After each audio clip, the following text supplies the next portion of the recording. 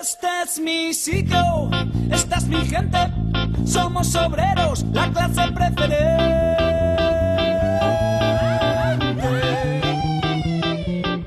Por eso, hermano proletario, con orgullo yo te canto esta canción. Somos la revolución. Voy a dividir mi exposición en 3 puntos. Primero plantearé por qué considero que el acceso a la energía eléctrica es un derecho ciudadano. En segundo lugar, plantearé cómo está fundamentado tal derecho en la Constitución mexicana, concretamente en el artículo 27, en los postulados del artículo 27. Y en tercer lugar, revisaré cuál es la relación entre este derecho, el artículo 27 y el concepto de buen vivir que estamos explorando. La energía eléctrica, desde luego, es necesaria para el bienestar individual y colectivo. La disponibilidad de ella para todos es una cuestión de justicia social. Es un servicio público que debe ser garantizado por el Estado de la misma manera que está obligado a garantizar el acceso al agua, a la vivienda, a la educación y a la salud pública. La existencia de un Estado cualesquiera solo se justifica por su capacidad de proveer servicios públicos atendiendo necesidades básicas de la población. Necesidades cuya satisfacción no puede estar supeditada, no debiera estar supeditada a las posibilidades individuales de salarios, como explicaba el ingeniero Ángel Berto, a la lógica de la ganancia o al azar. Ese es el punto de partida sobre el cual construyo mi argumentación. En México, de acuerdo con nuestro derecho constitucional, el sistema eléctrico es propiedad de la nación, según los artículos 27 y 28. El 28 estableciendo la rectoría del Estado en actividades económicas estratégicas y el 27 estableciendo la propiedad de la nación sobre las tierras, las aguas y todos los recursos con los que se estructura, entre otros, el sistema eléctrico. El artículo 27 es el resultado de una confluencia de tradiciones jurídicas y de experiencias sociales del mayor interés. A diferencia de la mayoría, pudiera yo decir, de la totalidad de las constituciones liberales, el artículo 27 no reconoce, la Constitución mexicana no reconoce al derecho de propiedad como un derecho natural, sino como un derecho que la nación otorga y vigila para el bienestar de la sociedad. Esto me parece muy importante para la discusión que estamos haciendo sobre el buen vivir. Entonces, establece la exclusividad de la nación respecto a la generación, transmisión, distribución y provisión al usuario final de electricidad. Puesto que la energía secundaria, la electricidad, esta energía secundaria, se obtiene a partir del uso de recursos que están todos considerados por este artículo 27 como propiedad de la nación, es decir, agua, minerales, hidrocarburos, materiales nucleares, yacimientos geotérmicos. Entonces la electricidad obtenida por la transformación energética de todos estos insumos también es propiedad de la nación, es decir, es de todos y de nadie. Ahora bien, si la nación se otorga a sí misma una representación, y esta es el Estado, si el Estado legítimamente representa a la nación, pues entonces tiene la potestad de administrar, de gestionar el sistema eléctrico, pero no es su propietario, el propietario es la nación. Y la nación somos todos nosotros, los sujetos individuales y colectivos, pueblos y ciudadanos. El Estado entonces debe representar a esa nación, pero si no lo hace o deja de hacerlo, según el artículo 39, el pueblo tiene en cada momento la potestad, el derecho de cambiar la forma de gobierno. Bien, y si llegaran a otorgarse concesiones, como es el caso de todas las que se han otorgado en el sistema eléctrico, en el sistema petrolero, en fin, esta no será nunca, según el nuestro derecho constitucional, un título de propiedad ni de exclusividad, sino un permiso para crear riqueza temporalmente con bienes de la nación. Si el Estado que legítimamente represente a tal nación, a esta nación, considera que no se hace buen uso de estos bienes públicos, puede operar el derecho de reversión, que no sería solo una nacionalización, sino una expropiación. Sin embargo, los últimos gobiernos de la Madrid a la fecha han operado un proceso de privatización en la industria petrolera y en la industria eléctrica. Me voy a concentrar en la industria eléctrica. Esta privatización es inconstitucional. Al principio de la década de los 80, tanto el Banco Mundial como las transnacionales de energía se lanzaron a la conquista de las rentas eléctricas en todo el mundo, también en México. Desde luego contaron, en el caso de México y de muchos otros países, con el respaldo, la complicidad, la sumisión de los gobiernos para apoderarse de las rentas petroleras, eléctricas, mineras, etc.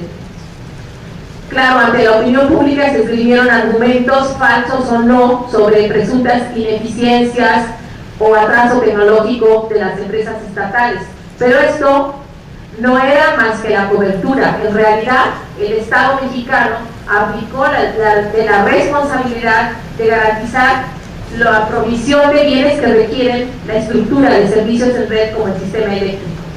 Su aplicación, y eso tenemos que tenerlo claro los ciudadanos, es un elemento de pérdida de la propia legitimidad del Estado mexicano. Es un elemento de quiebra, no solamente es una catástrofe social, es también un elemento que abona, que se añade al conjunto de elementos que el propio Estado mexicano ha desarrollado en su contra, en contra de su legitimidad.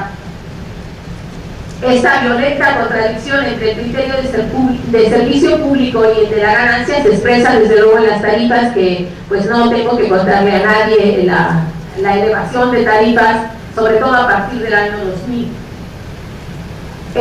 Además de la modificación del sistema de tarifas, están desde luego los cobros desproporcionados en la zona centro que cubría la empresa Luz y Fuerza del Centro, liquidada anticonstitucionalmente por este gobierno, y están desde luego el incumplimiento de convenios con habitantes de la zona norte del país, zonas que requieren un tratamiento especial por lo extremoso de los climas, que requieren sistemas de calefacción o refrigeración. La privatización del sector eléctrico ha adoptado la forma de concesiones otorgadas a un pequeño grupo de empresas que son las mismas que han sido favorecidas por los proyectos del sistema de interconexión eléctrica en América Central contemplados en el proyecto Mesoamérica. Son las mismas.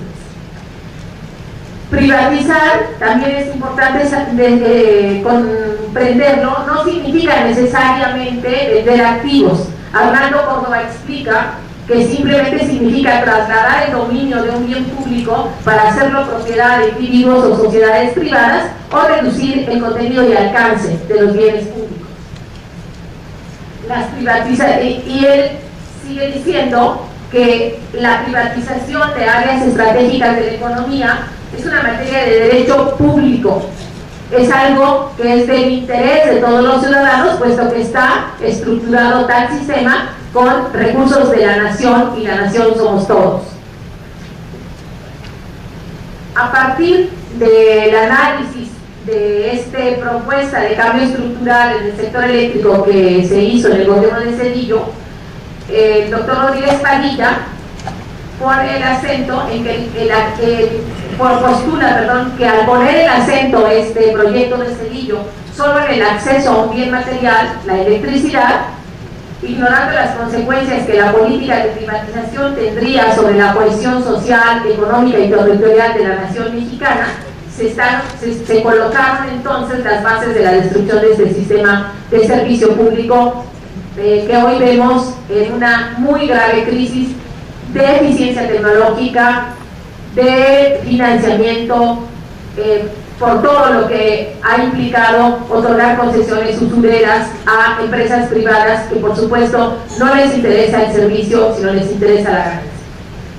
Ahora bien, la situación que vivimos en México forma parte de una problemática mundial. La privatización, que por cierto en algunos países va de regreso, hay una reestatización en algunos países, porque la privatización ha sido una catástrofe económica y social.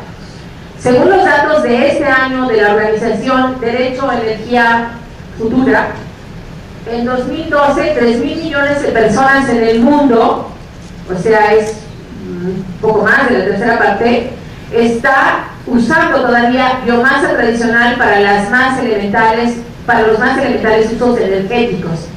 De ellos, la mitad de estas 3.000 millones de personas no tiene acceso a la energía eléctrica. Mientras tanto, en otros países se opera un proceso de derroche y desperdicio energético absolutamente intolerable, porque, por supuesto, todos estaremos de acuerdo en que una cosa es usar electricidad para refrigerar vacunas y otra, tener los edificios de la ciudad industrial de Shanghái encendidos toda la noche sin ningún objeto más que hacer una demostración de, no sé, de poder, de desarrollo, de lo que llaman crecimiento económico, etc.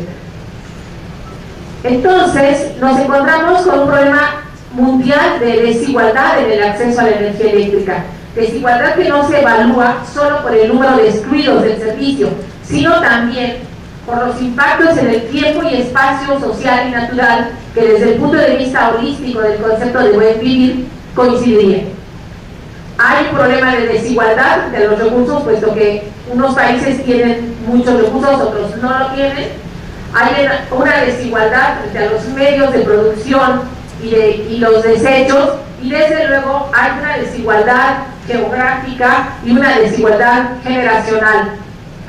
Una desigualdad generacional que quiere decir que las generaciones que nos sucederán sufrirán estrés energético porque los hidrocarburos se habrán agotado, están en proceso de agotamiento, y desarrollar nuevas fuentes de energía es un problema que tendrán que resolver, fuentes de energía que sustituyan al consumo actual, o de otra manera, que esta es la discusión sobre el cambio de paradigma energético, modificar el patrón de consumo. Vamos a ver un poco más esto. Antes de ver esto de la modificación del patrón de consumo para contemplar la posibilidad de un cambio de paradigma, nos vamos a detener un poquito en la identificación que la cultura industrial o la cultura occidental hace entre electricidad y progreso. Evidentemente, el sistema central red de electricidad modificó radicalmente las sociedades urbanas y rurales en todo el mundo. Modificó también el concepto de fábrica y trabajo, porque hizo posible trabajar 24 horas y 365 días. Eso es cierto. La tecnología eléctrica tiene un alto nivel de convergencia e impactos en todas las actividades de los seres humanos. El acceso a la electricidad está vinculado muy estrechamente a la noción de progreso industrial y social, esta noción occidental. Bobby, un investigador, un ingeniero francés, nos recuerda la frase de Lenin: el socialismo son los soviets más la electricidad. La idea de progreso, asociada a la idea de control de la naturaleza, ambas inherentes al positivismo del siglo XIX, están vinculadas a la idea de que hay un solo modelo de desarrollo social y que por lo tanto habemos países atrasados y otros desarrollados. La racionalidad científica occidental hubo de imponerse, y ese presuntamente sería el modelo que todos los pueblos sin excepción debieran seguir.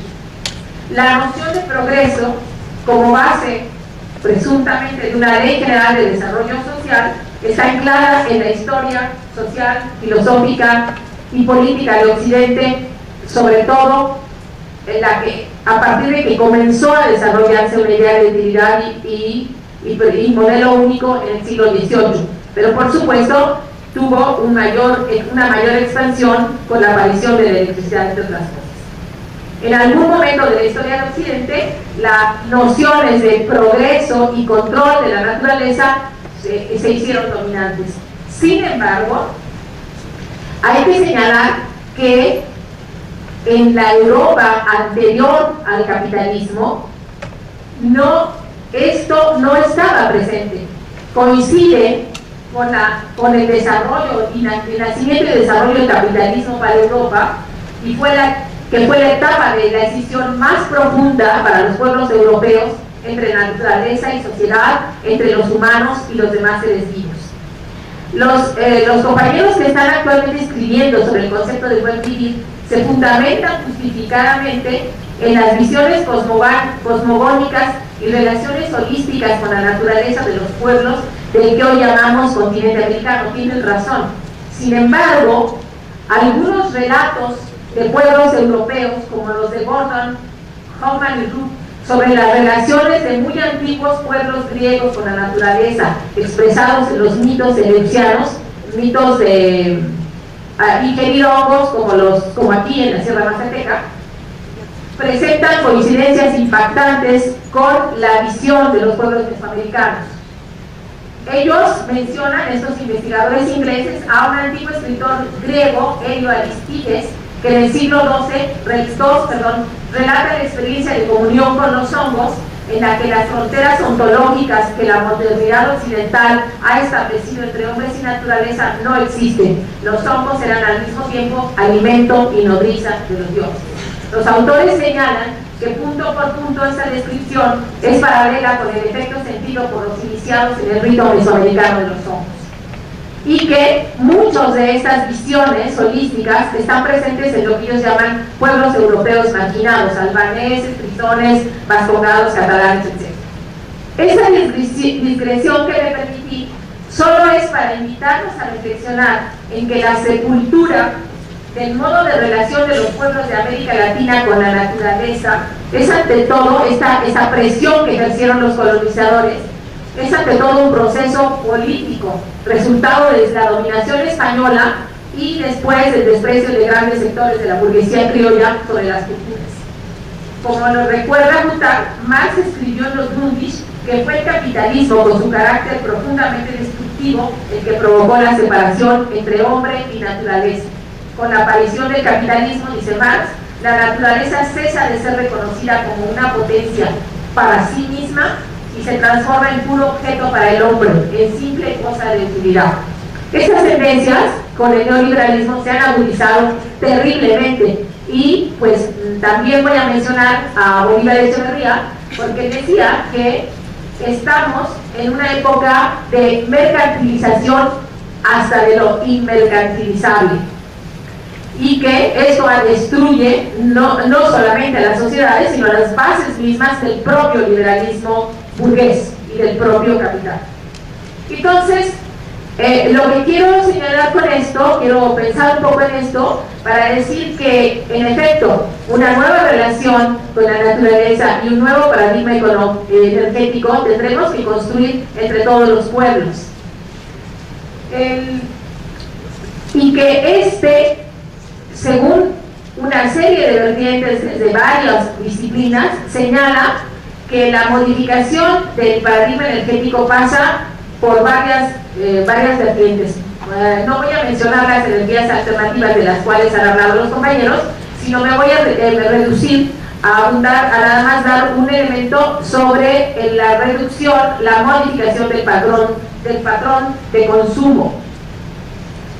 Algunos economistas, incluso de los neoliberales del principio de los años 80, como Hosgo, dice, después de la crisis del año 2000 en California, que la reforma a los sistemas eléctricos no provendrá del modo de organización y regulación, sino de innovaciones tecnológicas consistentes en plantas más eficientes, administración adecuada de riesgos e introducción de innovaciones en generación, transmisión, etc. Y Chevalier, francés, dice que la única manera de hacer menos costosa la electricidad es consumir menos y hacer aparatos más eficientes. No consiste, dice, no es la privatización, no es la presunta ineficiencia de las empresas estatales en todo el mundo lo que ha provocado esta crisis de disposición de energía, sino es ese patrón de consumo. Y entonces creo que es por ahí donde tenemos que caminar, y termino diciendo que en ese sentido me parece que esto pasa también por la defensa de la propiedad de la nación, es decir, la defensa que hagamos todos nosotros del más importante instrumento jurídico y de filosofía que tenemos a nuestro alcance, el artículo 27 constitucional, puesto que si ahí dice que todos esos recursos son propiedad de la nación, no del Estado, entonces tendremos que buscar los mecanismos a través de los cuales los ciudadanos ejerzamos los actos jurídicos, económicos y políticos necesarios para defender esta propiedad y por tanto el futuro energético de la nación. Gracias.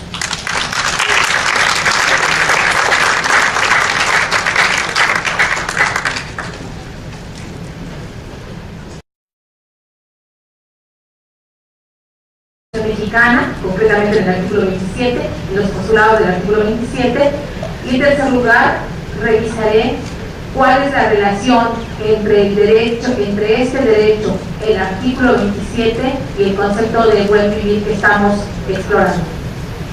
La energía eléctrica desde luego es necesaria para el bienestar individual y colectivo. La disponibilidad. Somos la revolución. Voy a dividir mi exposición en 3 puntos. Primero plantearé por qué considero que el acceso a la energía eléctrica es un derecho ciudadano. En segundo lugar, plantearé cómo está fundamentado tal derecho en la Constitución.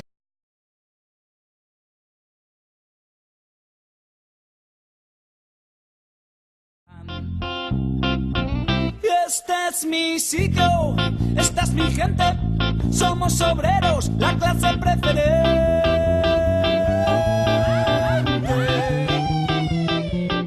Por eso, hermano proletario, con orgullo yo te canto esta canción. La utilidad de ella para todos es una cuestión de justicia social.